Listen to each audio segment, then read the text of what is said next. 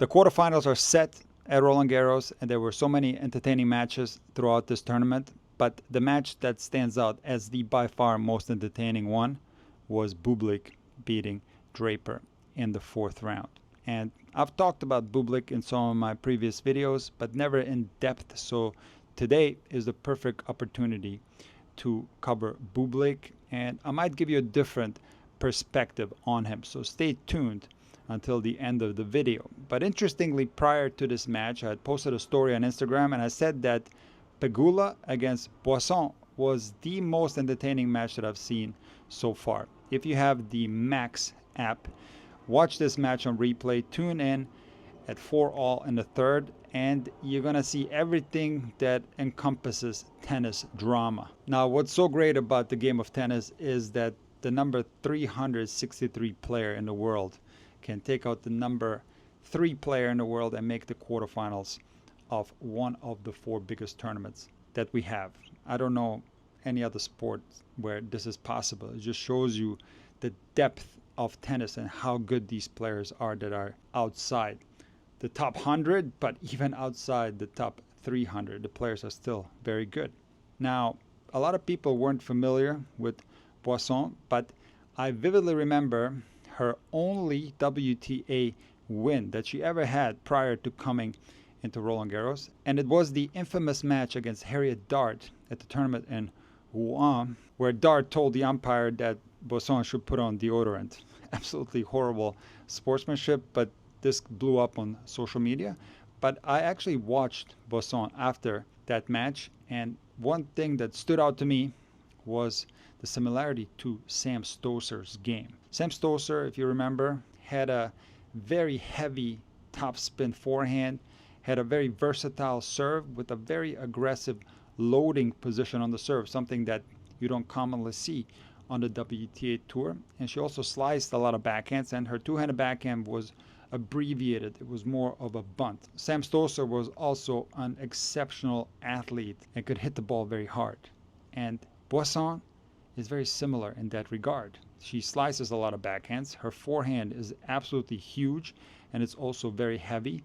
Her serve loading position is incredibly athletic. Again, something that you don't commonly see on the WTA Tour, and she also happens to be a phenomenal athlete. Now, I heard today that she actually tore her ACL last year, so that could explain why she's only ranked 363 in the world. But nevertheless, a very talented player who also happens to be French. So she had a lot of support today from the crowd. But this match had so much tension, and both players were clearly tight. So Pegula was serving at 4-all in the third, and a very long, grueling game.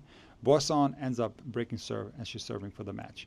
And in this game, there were so many unbelievable points. For example, Pegula had a break chance, and it was a long rally, and Boisson hit an accidental drop shot on the run. It was an attempt to hit a forehand squash shot that turned into a perfect accidental drop shot. A few points later, it was deuce, and Boisson had a very easy put away high volley or an overhead, and she was so nervous. She was so tight that she ended up tapping the forehand volley very softly, and it wasn't a very good tap. Sometimes you can tap the ball very close to the net, angle it off, it can turn into a good shot, but her tap was quite long, and Pegula had a very easy backhand pass that she missed, very uncharacteristic for Pegula, who today had Pegula.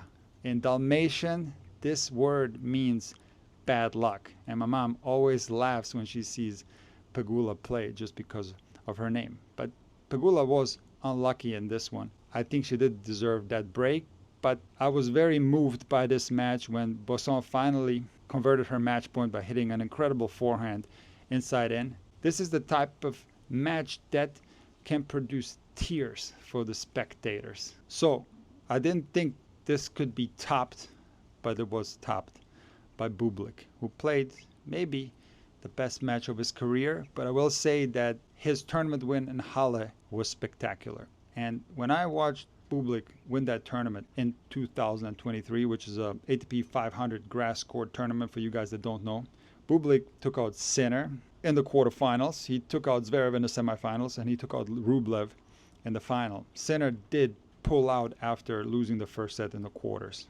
But nevertheless, Bublik played top 10 caliber tennis in that tournament. And ever since I saw this performance from Bublik, I was firmly of the belief that he could be a top 10 player. And I don't just say that because of that result, but also because Bublik has one of the best serves in the world. And the serve is quite unique. Last year, I posted a video on players that have kick serve characteristics on their flat serves, and I used Tsitsipas as an example, and also Ben Shelton and Nicholas Jarry. And the interesting thing about hitting the serve, either flat or slice, and tossing the ball to certain locations, is that the body position at the moment of contact will change. So for right-handed players, the more that ball goes towards the 11 o'clock, the more the body will bend in mid-air when contact is established. So if you happen to toss the ball at 1 o'clock, naturally your body is going to be more straight at the moment of contact. The interesting thing about Bublik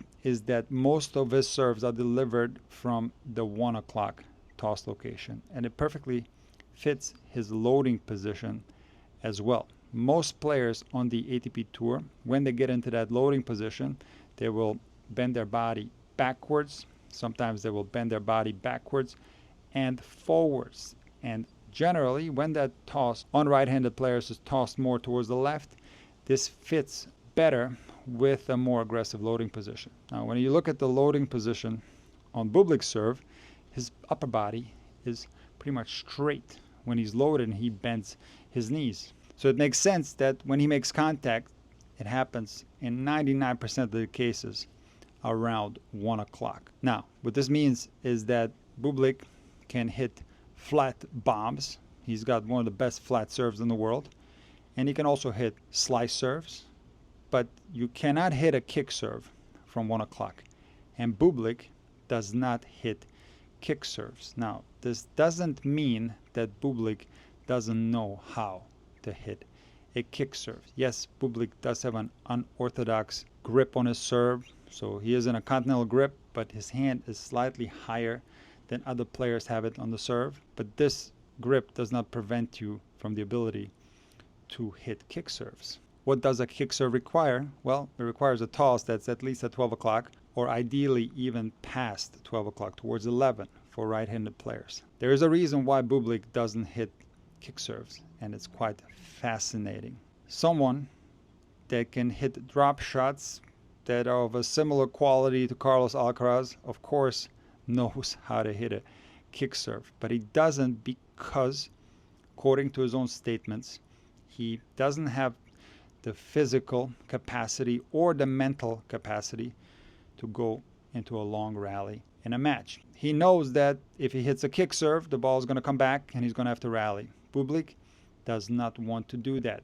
And this explains his entire game plan. If you watch him play, very often he'll serve a flat bomb, and the first ball that comes back, he attempts a drop shot. So Bublik does not want to be in prolonged rallies. He does not want to be in prolonged matches. This is, according to his own statements, he again doesn't have the physical or mental capacity to be able to do that. And most importantly, he doesn't believe that he can beat the best players if he plays like that. His best chance is to play an unorthodox, high-risk style where he basically keeps the points short and he breaks the rhythm of the opponent. Now, it is my belief that you can't just play that style and have success with it. This type of game has to come natural to a player. And I've listened to the Bublik interview on the Nothing Major podcast where he said that he always played tennis like that. Even when nobody is watching and he's just playing a mixed doubles, he's still attempting these crazy shots, whether it's between the legs, whether it's an underhand serve. That's just simply how he approaches the tennis game. For him, when he first came on tour, this was nothing out of the ordinary. He didn't even think about it. This type of game style came natural to him. However, in the era of social media, Bublik said that this game style gained a lot of attention. And now, when he played on big stadiums, he felt like a clown and was forced to utilize this game style because people were expecting him to play like that. Now, one of the most common traits attributed to Bublik is the fact that he doesn't care when he plays tennis. And that explains why he plays this unorthodox style. And while Bublik has admitted in the past that in some matches he didn't care and did underarm serves because he was bored with the match, I'm going to provide a counter argument to that, and I do think that Bublik cares a lot. Because here's what happened with his rankings. Since 2019, Bublik has finished the year ranked top 60. Since 2021, Bublik has finished the year ranked in the top 40. He was ranked as high as number 17 in the world.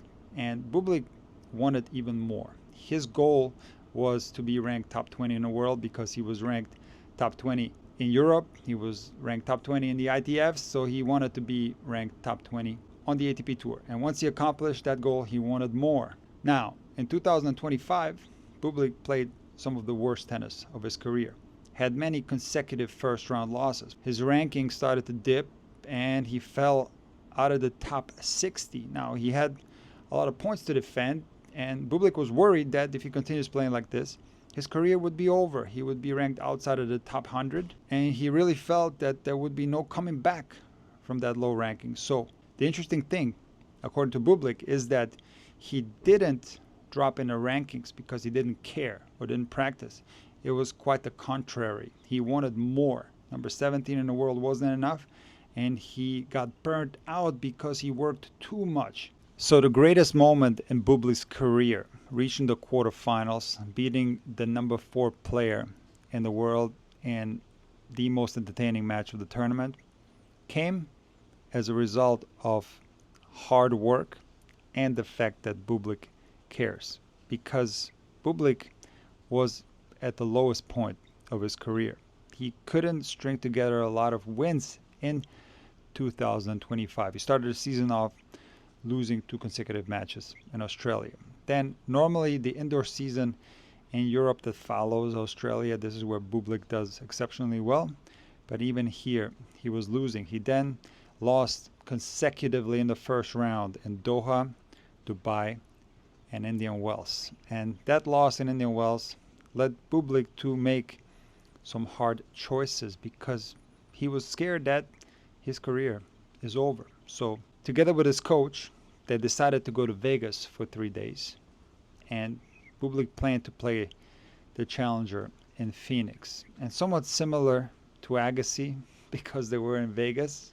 Agassi back in the day, when he dropped in the rankings, decided to play challengers. And that changed the course of his career. I do believe that this was a career-changing moment for Bublik because when he entered that challenger in Phoenix, he started winning matches right away.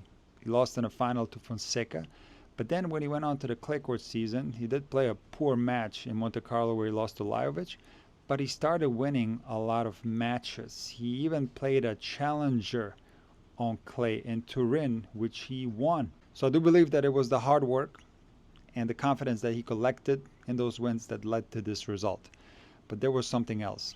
His coach and him decided to also change the equipment, and Bublik chose to play with maybe the best racket ever designed in the history of tennis, and that's the Babolat Pure Aero 98. This racket is so versatile because, as proven by Alcaraz and Bublik, it's a phenomenal racket for feel. It's a very powerful racket, and it's not only that, you can hit the ball extremely heavy. A couple of days ago, I talked about Tsitsipas making a mistake going away from this racket, going back to his blade after he had won Dubai with the Aero 98. So I think this combination of factors for Bublik allowed this result to take place, and now he finds himself in the quarterfinals playing the human ball machine that shoots balls at 100 miles an hour, according to Casper Ruud. What can cause a human ball machine to malfunction? Well, certainly it's not going to be another ball machine, because Sinner is the absolute best at playing ball machine style tennis. So it has to be something different. For example, the way Carlos Alcaraz played in that Rome final, changing the height of the ball, utilizing drop shots, coming to the net. That might, there's no guarantee that this will happen, but this type of game style might cause the ball machine to malfunction. Now, I'm not saying that Bublik has a chance against Sinner, but he certainly has the type of game style that can cause that human ball machine some problems.